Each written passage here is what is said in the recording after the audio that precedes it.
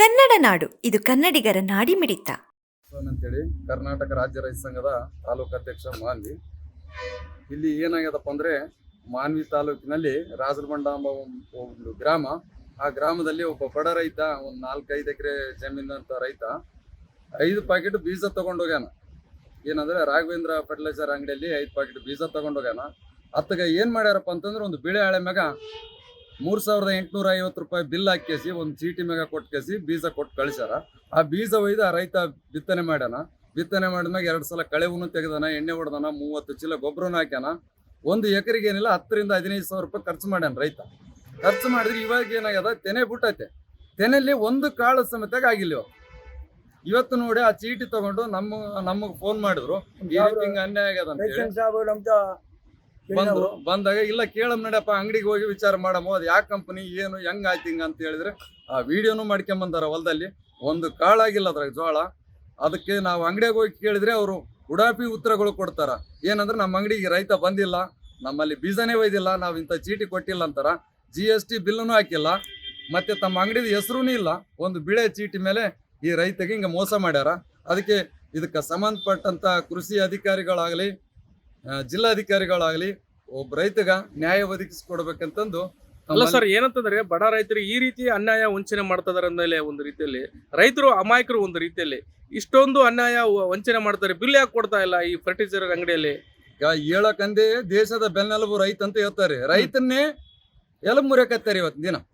ರೈತನಿಗೆ ಏನಿಲ್ಲ, ಬೆಲೆ ಇಲ್ಲ. ಈಗ ಒಬ್ಬನ ಕಳ್ತನ ಮಾಡಿ ಏನನ್ನ ಜೀವನ ಮಾಡಬಹುದು, ಒಕ್ಕಲ್ತನ ಮಾಡಿ ಜೀವನ ಮಾಡಂತಿಲ್ಲ. ಆ ಪರಿಸ್ಥಿತಿ ಆಗ್ಯದ ಈಗ. ಈ ರೀತಿ ಅನ್ಯಾಯ ರೈತರ ಮೇಲೆ ಅನ್ಯಾಯ ಮಾಡ್ತಾರಂದ್ರೆ ಈ ದೇಶದ ಕಾನೂನು ಮತ್ತು ಅಧಿಕಾರಿಗಳು ಯಾರು ಕೇಳೋರು ಇಲ್ರಿ. ಯಾರು ಕೇಳೋರು ಹೇಳೋರು ಅಂತ ಯಾರು ಇಲ್ಲ ಬಿಡು. ರೈತನ ಪರವಾಗಿ ಹೌದು ಅಲ್ಲ ಅಂತ ಹೇಳಿ ಇದು ಹೆಂಗಾಯ್ತು ಏನಾಯ್ತು ಬಂದು ನೋಡಿ ಏನನ್ನ ಮಾಡ್ಬೇಕಲ್ಲ, ಏನಿಲ್ಲ. ಅವ್ನ ರೈತ ಆತ್ಮಹತ್ಯೆ ಮಾಡ್ಕೊಂಡು ಸತ್ತೋದ್ರು ಏನ್ ಚಿಂತೆ ಇಲ್ಲ.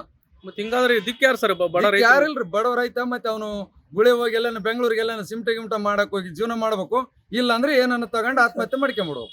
ಅದೊಂದೇ ದಾರಿ ಇರೋದೀಗ. ನಿಮ್ಮ ಹೆಸರು? ನಮ್ಮ ಹೆಸರು ಭೀಮಣ್ಣ ಸರ್. ಯಾವ ಸರ್ ನಿಮ್ದು? ರಾಜರಮಂಡ ಸರ್. ರಾಜರಮಂಡ. ಏನ್ ಸಮಸ್ಯೆ ಏನಾಗಿದೆ? ಜೋಳ ಒಯ್ದಿರಿ ರಾಘವೇಂದ್ರ ಅಂಗಡಿಯಾಗ ಮಾನ್ವಿ ತಾಲೂಕು.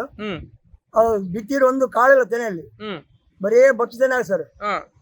3 ಚೀಲ ಗೊಬ್ಬರ ಹಾಕಿವಿ, 3 ಚೀಲ ಎಣ್ಣೆ ಹೊಡೆದ್ವಿ ಏನ್ರಿ. ಎಲ್ಲ 4 ಚೀಲ ಎಣ್ಣೆ ಹೊಡೆದ್ವಿ, 3 ಚೀಲ ಗೊಬ್ಬರ ಹಾಕಿವಿ.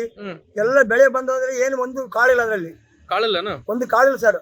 ಈಗ ಎಷ್ಟು ಎಕರೆ ಹಾಕಿರೋದು? ಅಲ್ಲಿ 4 ಎಕರೆ ಅವ್ರಿ, 1 ಎಕರೆ ಬೇರೆ ಹಾಕಿ ಚಲೋ ಬಂದದ.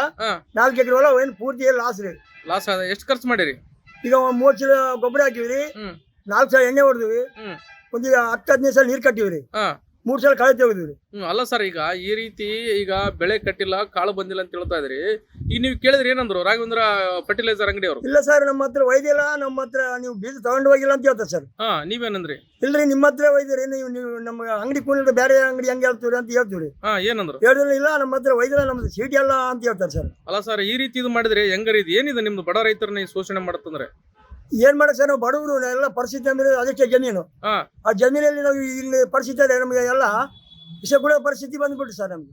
ಅಲ್ಲ, ಹಿಂಗಾದ್ರೆ ಹೆಂಗ ಮುಂದೆ ಹೆಂಗ್ ಮಾಡಕ್ ಸರ್? ಮುಂದೆ ಬೆಳೆ ಹೆಂಗ್ ಬದುಕದ ಹೆಂಗ್ ಸರ್? ನಾವು ನಮ್ ಜಮೀನು ಸ್ವಲ್ಪ ಇಲ್ಲ, ಅದಿಷ್ಟೇ ಬದುಕದ ಹೆಂಗ್ ಸರ್? ಈಗ ನಾವು ಅದಕ್ಕೆ ನಾವು ಈ ರೀತಿ ಅದಿಟ್ಟರೆ ಬದುಕೈತಿ ಸರ್. ಮತ್ತೆ ಹೆಂಗ್ ನಮ್ಗೆ ಪರಿಹಾರ ಏನ್ ಮಾಡ್ಬೇಕು ಸರ್? ನಾವು ಕುರುಬರು ಸರ್, ನಾವು ಸಿದ್ದರಾಮಯ್ಯ ಸಾಹೇಬರು ಅವರು ಕುರುಬರೇ. ಈ ಜನಗಳಿಗೆ ಈ ರೀತಿ ಅನ್ಯಾಯ ಆಗತ್ತದ, ಅವ್ರೊಬ್ಬರು ಸ್ವಲ್ಪ ನಮ್ಗೆ ಸಹಾಯತೆ ಕೊಡಿಲ್ಲ ಸರ್. ಅಲ್ಲ ಸರ್, ಈಗ ಸರ್ಕಾರ ಈ ರೀತಿ ರೈತರಿಗೆ ಇದು ಶೋಷಣೆ ಮಾಡುತ್ತೆ. GST ಬಿಲ್ ಕೊಡ್ಬೇಕಲ್ಲ, ಬಿಲ್ ಕೊಟ್ಟಿಲ್ಲ. ಕೊಟ್ಟಿಲ್ಲ ಸರ್, ಪೇಪರ್ನಲ್ಲಿ ಬರ್ಕೊಟ್ರು ಸರ್ ನಮ್ಗೆ. ಮತ್ತೆ ಹಿಂಗಾದ್ರೆ ಹೆಂಗ? ಮತ್ತೆ ಯಾರಿಗೆ ಹೇಳ್ಬೇಕಿದೆ ಅನ್ಯಾಯ? ಅನ್ಯಾಯ ಏನು ಸರ್? ಈ ಗೌರ್ಮೆಂಟ್ ಸರ್ಕಾರ ಸಿದ್ದರಾಮಯ್ಯ ಸಾಹೇಬ್ರ ಇದಾರ, ಅದಕ್ಕೆ ಏನಂಬ ಪರಿಹಾರ ನೋಡ್ಬೇಕು. ಎಲ್ಲ ಜನರಿಗೆ ಏನಂಬುದು ಸವಲತ್ತು ಕೊಡ್ಬೇಕು, ಬಂದು ಅಂಗಡಿಯಲ್ಲಿ ತಿಳಿಸ್ಬೇಕು, ಹಿಂಗ್ ಮಾಡಬಾರ್ದು, ರೈತರಿಗೆ ಅನ್ಯಾಯ ಮಾಡುವ ಅಂತ ಹೇಳ್ಬೇಕು ಸರ್.